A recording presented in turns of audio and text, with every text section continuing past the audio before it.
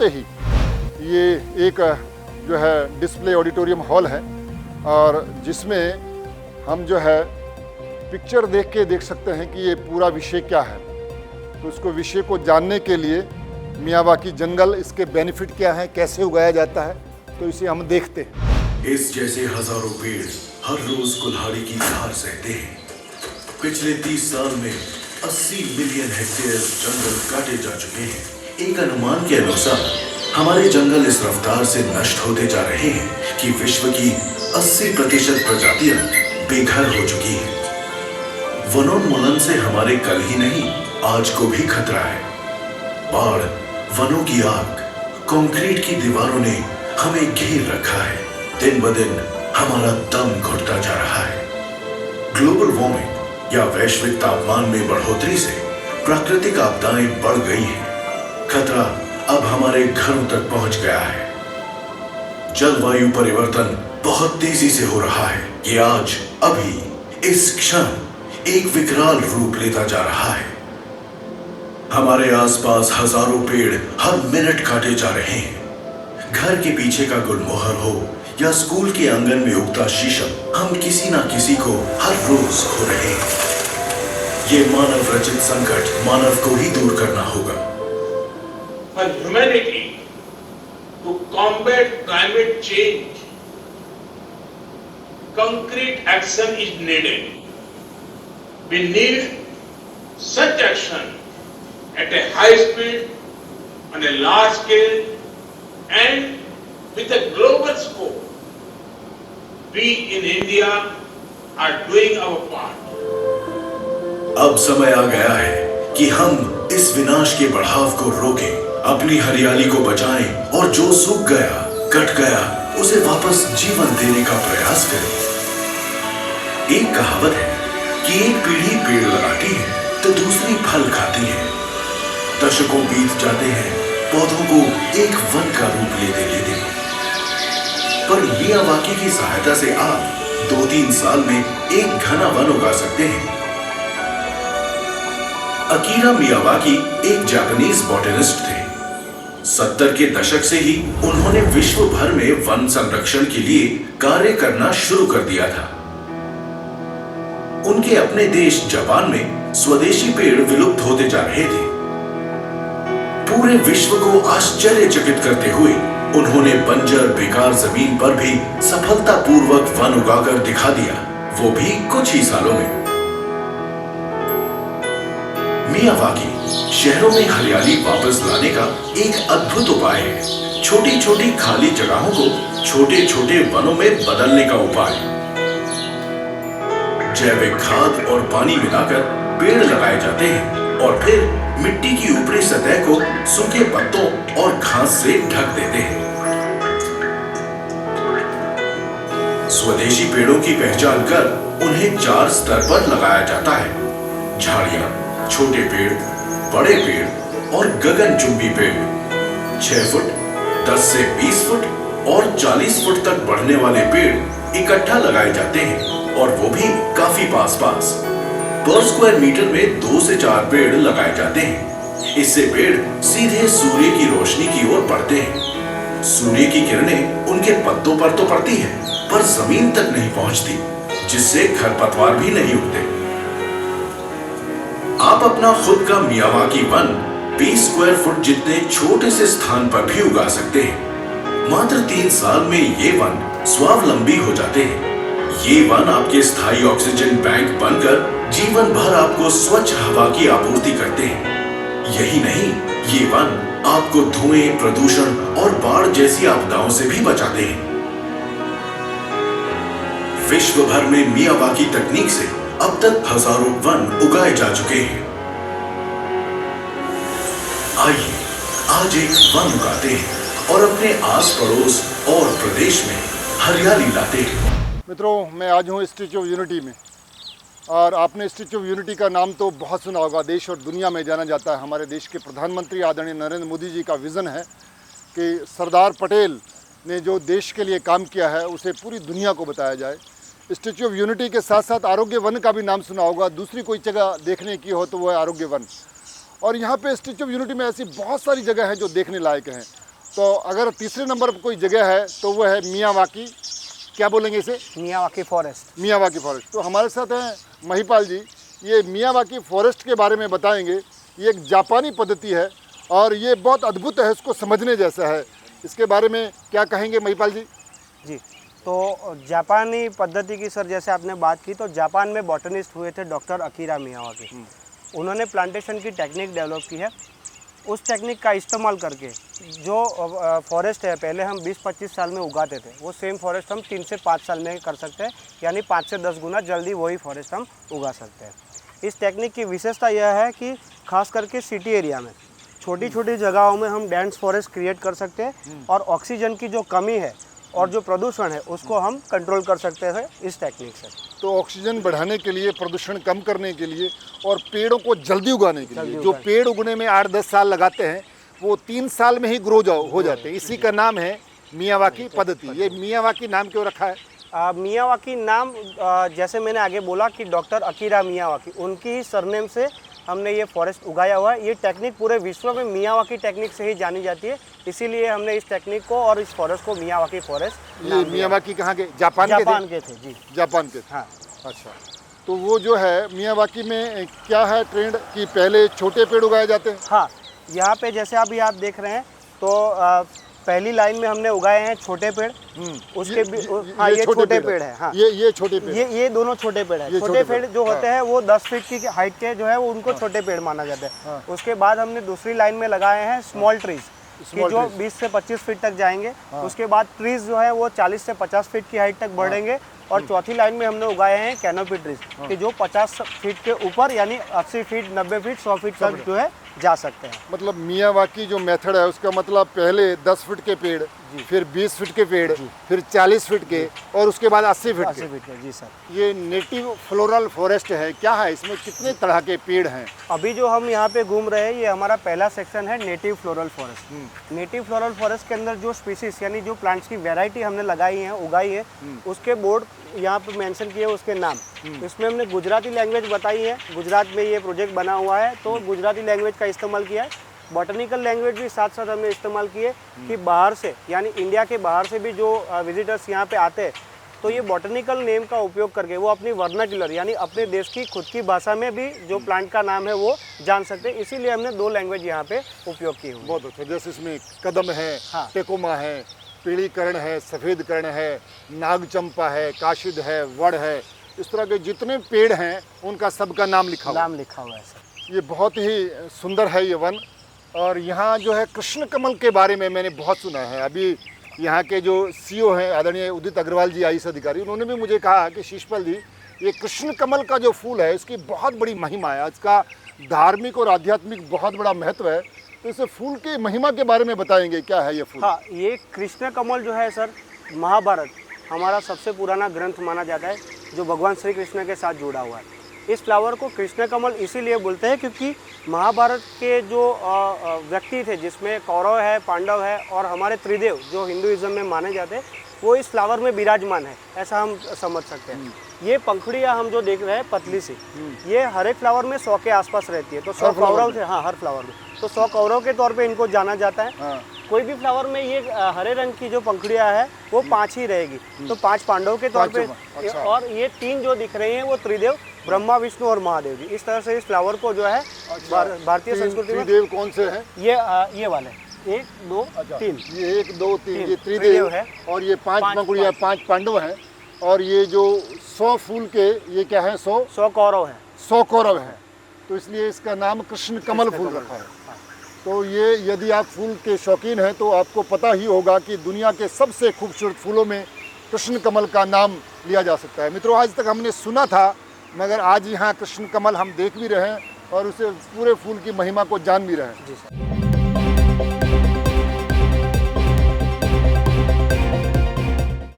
तो महिपाल जी, ये बहुत ही सुंदर वन है। ये एकदम घिच पेड़ लगे हुए हैं, अलग अलग औषधीय पौधे हैं। पर हम ये देख रहे हैं ये life of teak tree and autobiography. तो ये पेड़ की, ये जो आपने बताया हुआ है, इसके पेड़ की आयु को जानने का कुछ मेथड बता रहे थे, तो क्या है ये? सबसे पहले तो सागवान टीक यहाँ के जंगलों में कुदरती तौर पे उगने वाले यानी यहाँ के नेटिव ट्रीज है। अभी आप ये देख रहे हैं सर, ये अपने आप उगे हुए हैं। तो इसी के बाजू में हमने बोर्ड लगा के इसकी एक ऑटोबायोग्राफी यानी ये पेड़ कैसे डेवलप हो रहा है ये हमने बताया हुआ है। जैसे आपने पूछा कि इसकी उम्र जानने की यानी इसकी एज जानने की टेक्निक, तो ये रिंग्स काउंट करके हम जो है इसकी एज जान सकते हैं। एक साल में एक रिंग डेवलप होती है। तो एग्जाम्पल के तौर पे हम ले रिंग्स को काउंट करने से अगर रिंग्स हो रही है 40 तो हम ऐसा समझ सकते हैं कि उस पेड़ की जो एज है वो 40 साल पुराना है। इसमें दूसरा हमने एक टेक्निकल इन्फॉर्मेशन यहाँ पे ये बताई है कि कार्बन डेटिंग की मेथड को इस्तेमाल करके पिछले साल की सीजन्स यानी बारिश मानसून कैसा रहा है, समर कैसा रहा है, वो भी आइडेंटिफाई कर सकते हैं। एग्जाम्पल के तौर पे देखें तो कुछ रिंग्स के बीच में सर आपको यहाँ पे गैप ज़्यादा दिखाई दे रहा है। तो हम ऐसा समझ सकते हैं गैप को देखें कि जैसे ज़्यादा गैप है तो उस साल में बारिश बहुत अच्छी हुई है। कुछ रिंग्स के बीच में आप देखेंगे गैप बहुत कम है यानी वो पास पास बनी हुई है। तो हम ऐसा समझ सकते हैं कि उसमें समर जो है वो लंबा चला है और उसमें टेम्परेचर यानी गर्मी का जो तापमान है वो 45 से 46 डिग्री तक जो है वो फैला हुआ है। दूसरा एक बहुत अच्छी बात बताई है कि मित्रों इस पेड़ को देखने से इनकी जो इन्होंने बताया है कि ये जो अंदर की रिंग हैं, इस एक रिंग मतलब इसकी आयु 1 साल है, दूसरी रिंग मतलब इसकी आयु 2 साल है। तो अगर इसमें 40 रिंग हैं तो इससे पता चलता है कि पेड़ की आयु 40 साल है। और दूसरा इन्होंने बताया है कि ये जो रिंगों में गैप है ना, इससे भी पता चलता है कि किस साल में बारिश ज़्यादा हुई, किस साल में गर्मी ज़्यादा पड़ी। तो हमारे पेड़ भी हमें बताते हैं कि वो स्वयं अपनी आयु बताते हैं, मेरी आयु कितनी है। और पेड़ ये हमें मेज़र करके भी बताते हैं कि पिछले 40-50 साल में मौसम कैसा रहा था, उसका भी पता चलता है। बहुत अद्भुत है ये प्रकृति में। हम जितना उतरते हैं तो प्रकृति हमें बहुत सिखाती है। बहुत बड़ा एक ट्रेनिंग स्कूल स्वयं प्रकृति, ये पेड़ भी हमें ट्रेनिंग देते, प्रशिक्षण देते। मित्रों यहाँ पे हम जो आ रहे हैं, प्रकृति की गोद में चलने का ये एक अद्भुत आनंद है। मगर ये औषधि है, ये पेड़ पौधे हमें जीवन देते हैं, हमें शक्ति देते हैं। हम कहते हैं कि एक शक्ति जन्म से मिलती है और दूसरी शक्ति हमें औषधि देते हैं, प्लांट्स देते हैं, पौधे देते हैं। हम पौधे देखते हैं, ये पौधे हमें जीवन देते हैं। ये पौधे दवा हैं, ये पौधे मेडिसिन हैं। तो कुछ मेडिसिनल प्लांट हैं, महिपाल जी बताइए कौन कौन से प्लांट हैं ये? सर ये पारिजात यानी हरसिंगार है। हाँ। ये जो पत्तियां हम देख रहे हैं ये साइटिका यानी लोअर बैक पेन, कमर के नीचे के भाग में जो पेन होता है, दर्द की दवाई है। इसकी पत्तियों का काढ़ा बना के पिया जा सकता है उस दर्द से छुटकारा पाने के लिए। तो साइटिका के लिए पारिजात का बहुत उपयोग होता है। ये एक औषधीय गुण है पारिजात।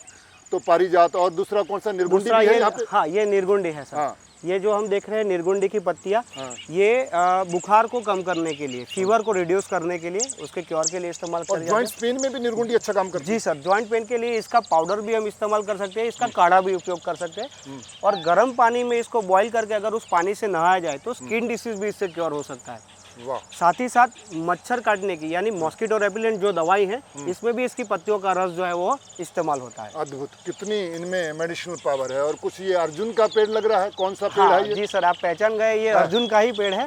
इसकी छाल का जो इस्तेमाल है वो हृदय रोग में किया जाता है। हृदय रोग के दर्दी खास करके भारत में इसका बहुत इस्तेमाल करते हैं। इसका मेडिसिनल जो यूज़ है, इसकी छाल का जो पाउडर है वो हम कर सकते हैं, या फिर इसकी सिरप जो है अर्जुन आरिस्ट, वो सिरप भी हम बाजार से लाके यूज़ कर सकते हैं, उसका सेम बेनिफिट है। महिपाल जी इसका तो बड़ी महिमा है अर्जुन की छाल। हृदय रोग भारत में बहुत बढ़ रहे हैं और हृदय रोगों से को बचाने के लिए ये अर्जुन की छाल, अर्जुन का पेड़ रामबाण औषध है।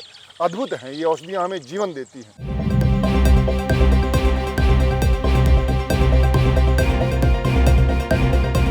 मित्रों मियावाकी जंगल में हमें बहुत कुछ नई जानकारियाँ मिल रही हैं। और अभी मैंने देखा ये जो पेड़ है, इस पेड़ का क्या नाम है?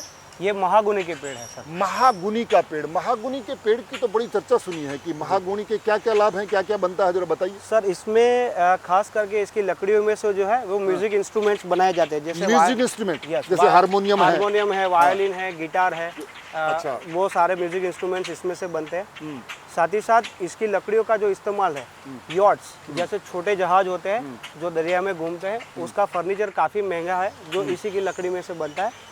तीसरा है वुडन फ्लोर्स, यानी लकड़ी के जो घर होते हैं उसमें चलने के लिए नीचे जो फ्लोर्स बनाए जाते हैं वो फ्लोर भी इसी की लकड़ी में से बनते हैं। वो भी इसी के बनाए जाते हैं, बनाए महागुन। जाते हैं, जी और सर। मैंने सुना जो गन होती है, गन का बैट होता है, वो भी इसी का बनता है। गन का जो पैड होता है सर, और वो शॉक एब्जॉर्ब करने के लिए, खास करके जब फायर किया जाता है तो उसमें से ज़्यादा शॉक जो है वो प्रोड्यूस होता है, हाँ। यानी उसका झटका जो है बहुत जोर से लगता है, तो वो झटका जो है हमें कम लगे, इसी की वजह से उसका बैक साइड का जो पोर्शन होता है इसकी लकड़ी से बनता है, जो शॉक को जो है क्या एब्जॉर्ब अद्भुत करता है। है। देखो ये जो पेड़ है, ये महागुनी का पेड़। इन्होंने बताया है कि जो गन में जब हम फायरिंग करते हैं, गोली चलती है, तो उसमें जो बैक शॉट लगता है ना, उसको ऑब्जर्व कर लेता है ये लकड़ियाँ। लकड़ियों में कितनी गुण है, कितनी दिव्यता है। तो इसलिए तो कहा जाता है ये प्रकृति हमारी माँ है, प्रकृति हमें जीवन देती है। प्रकृति से आप मिलो, प्रकृति से बातें करो ना, तो आपके जीवन में आनंद, परम आनंद कई गुना बढ़ जाता है।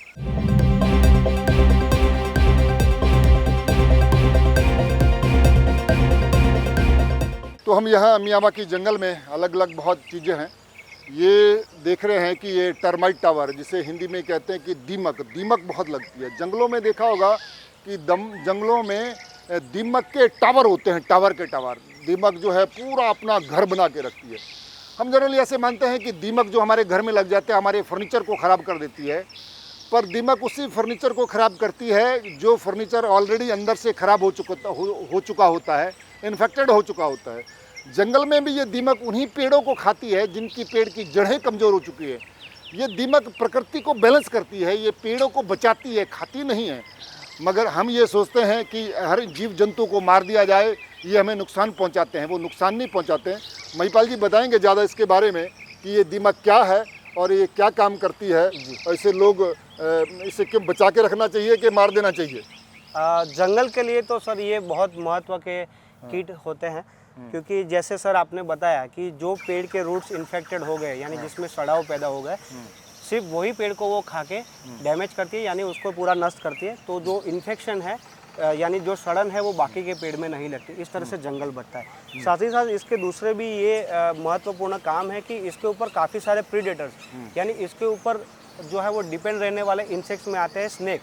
स्नेक जो है वो इनको खाते हैं। फिर अलग अलग तरह की छिपकलियाँ होती है, वो इनको खाते हैं। कुछ पक्षी है, इनको खाते हैं। भालू इनको खाते हैं। तो बाकी के जीव भी जो है इनके ऊपर जिंदा रहते हैं। घर के अंदर ये जो है इसीलिए लगती है कि ज़्यादातर फर्नीचर प्लाईवुड में से बनता है, और प्लाई जो है वो ह्यूमिड को ज़्यादा एब्जॉर्ब करती है, और टर्माइट्स जो है उन सड़ी हुई प्लाईज को खा के उस फर्नीचर को डैमेज करती है। इसीलिए घर का फर्नीचर जो है वो ज़्यादा डैमेज होता है। अगर अच्छी लकड़ी से बनता है, जैसे शीशम का है, सागवान की लकड़ी से बनता है, तो उसमें टर्माइट आने के चांसेस बहुत कम रहेंगे।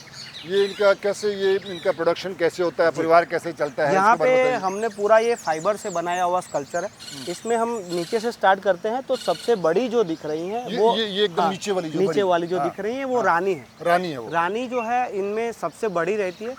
इसकी अंडे रखने की जो कैपेसिटी है 30,000 एग्स, यानी 30,000 अंडे एक दिन में वो रख सकती है। एक दिन में 30,000 अंडे। जी सर।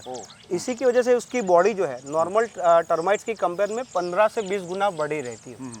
इस स्ट्रक्चर में आप देखेंगे तो वाइट कलर के जो हमने दिखाए हैं उनके अंडे के तौर पे है, और ग्रीन कलर की जो है algae।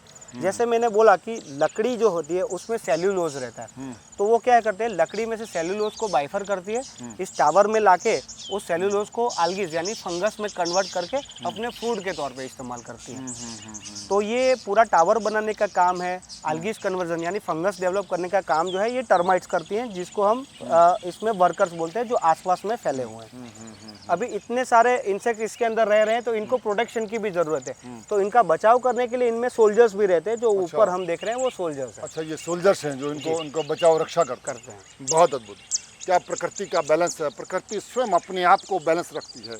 प्रकृति में क्या पेड़ चाहिए, पौधे चाहिए। जब नेचुरल जंगल होता है ना, तो नेचुरल जंगल में कुछ कांटे के पेड़ होते हैं, कुछ फूल के होते हैं, कुछ फल के होते हैं, वहाँ कुछ दीमक होती है, इस तरह के टर्माइट के टावर होते हैं पूरी नेचर को बैलेंस करने के लिए। बहुत अद्भुत जानकारी मिली, थैंक यू। ये इसके बारे में बताएंगे आप, जंगल के बारे में तो आप बता रहे हैं, पर महात्मा बुद्धा की तस्वीर है, इससे क्या कनेक्शन है?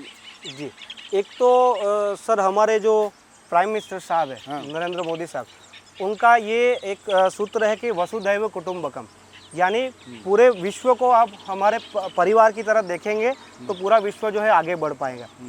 तो भारत और जापान में ये साम्यता है कि भारत में भी काफ़ी सारे लोग भगवान बुद्ध को पूजते हैं और जापान में भी पूजते हैं। तो हमने भारत और जापान को यहाँ पे मर्ज करने का यानी दोनों के मिलन का एक जो है प्रयास किया हुआ है। यहाँ पे जो आप प्रतिमा देख रहे हैं भगवान बुद्ध की, वो प्रतिमा में हमने उनका फेस जो है वो जापानीज़ फेस इस्तेमाल किया हुआ है। तो इसी तरह से हमने जापान और भारत को एक साथ यहाँ पे मर्ज किया हुआ है। दोनों के संबंध भी बहुत अच्छे हैं। दूसरा है पीछे हम जो पेड़ देख रहे हैं, तो यहाँ ये कौन सा पेड़ है? पीपल का पेड़ है, पीपल का पेड़। पहले यहाँ पे एक रूम था, तो रूम हमने यहाँ पे तोड़ा है, उसकी जगह पे हमने प्लांटेशन किया। बट पुराने पेड़ को अगर काट देते हैं तो उसका कोई मतलब नहीं है। तो इस पेड़ को बचाने के लिए, ये 50 से 60 साल पुराना पेड़ है, इसको बचाने के लिए हमने ये 20 फीट की वॉल यहाँ पे रखी है और उस पर फाइबर से हमने भगवान बुद्ध का स्कल्पचर यहाँ पे रखा है। लोग यहाँ पे प्रतिमा के साथ फोटो ले सकते हैं और भगवान बुद्ध के आशीर्वाद भी इनको यहाँ पे मिलेंगे। बहुत अच्छा, तो उन्होंने बहुत अच्छा बताया कि इस पेड़ को बचाने के लिए भी एक दीवार को रखा है। और भगवान बुद्ध हैं जो पूरे विश्व में भगवान बुद्ध को जाना जाता है। विशेष रूप से जापान के लोग भी इस बौद्ध परंपरा को मानते हैं और भारत के लोग भी। इसमें बाकी ये किसके पौधे हैं? यहाँ पे सर हमने फ्रूट वेराइटीज उगाई हैं, जिसमें ये कमरख के पेड़ है। आपके लेफ्ट हैंड साइड पे जो दिख रहे हैं वो पोमोग्रेनेट यानी अनार के, ये ग्रीन एप्पल का पौधा है, ये अनार है, ग्रीन एप्पल है। ये अनार के पौधे, एक फ्रूट भी ऊपर आया हुआ है अनार का। साथ ही साथ हमने रायण आंवला यानी खट्टे आंवला भी है। आगे हम जाएंगे तो जामुन है, नींबू के पेड़ लगाए हुए, लेमन जिसको बोला जाता है। ऊपर हम देखेंगे तो सेतूत के पेड़ है, जिसको इंग्लिश में मलबेरीज बोला जाता है।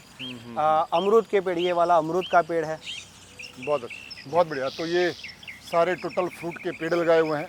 बहुत ही अद्भुत और दिव्य जगह ये Miyawaki forest statue of unity में, इसे देखने लायक है। अगर आप इधर आएँ तो इसे जरूर देखिए।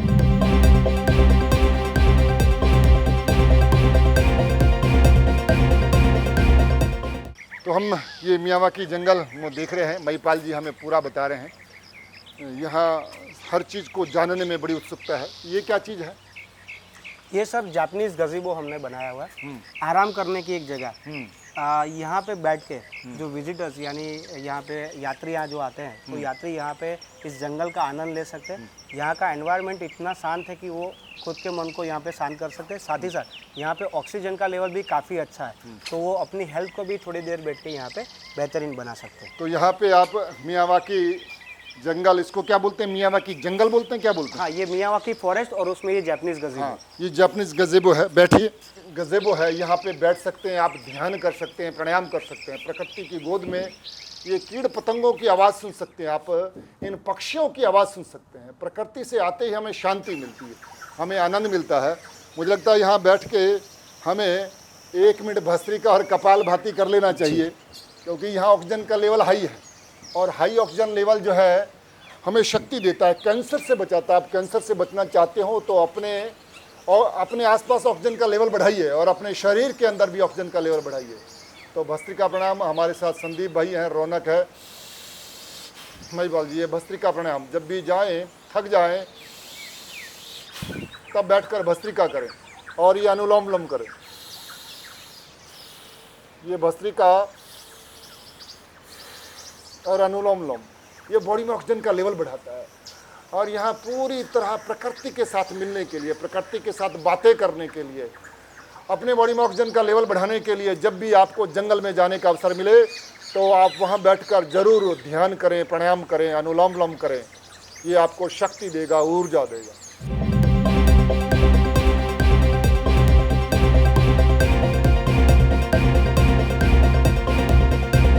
तो हम मियावाकी फॉरेस्ट में पेड़ पौधों का, प्रकृति का, जंगल का, कीट पतंगों के बारे में जान रहे हैं। हमने यहाँ ध्यान किया, प्राणायाम किया। तो महिपाल जी, ये मधुमक्खी कहते हैं, बी है, स्वीट होम। तो मधुमक्खी के बारे में थोड़ा आपसे जानेंगे। मैं जहाँ तक जानता हूँ कि मधुमक्खी का जो शहद है वो एनर्जी बूस्टर है, वो हमें शक्ति देता है, ऊर्जा देता है, ये हमें अनेक बीमारियों से बचाता है। ये शहद ना एक अमृत होता है। तो मधुमक्खी के बारे में मैं जहाँ तक सुना है कि ये मधुमक्खी अगर इस प्रकृति में, सृष्टि में ना हो तो सृष्टि ही 5 साल में समाप्त हो जाए। ये पूरे सृष्टि को बैलेंस करने का काम करती है। तो आप ज़्यादा जानते होंगे इसके बारे में, जरा मुझे बताइए मधुमक्खी के जीवन के बारे में। सही कहा कि अगर मधुमक्खियाँ नहीं है तो 3 से 5 साल में जो है वो पृथ्वी का विनाश हो सकता है। 3 से 5 साल में पृथ्वी का विनाश हो सकता है। इसमें क्या है कि मधुमक्खी है, कीट पतंगे जो है वो पॉलिनेशन का काम करती है।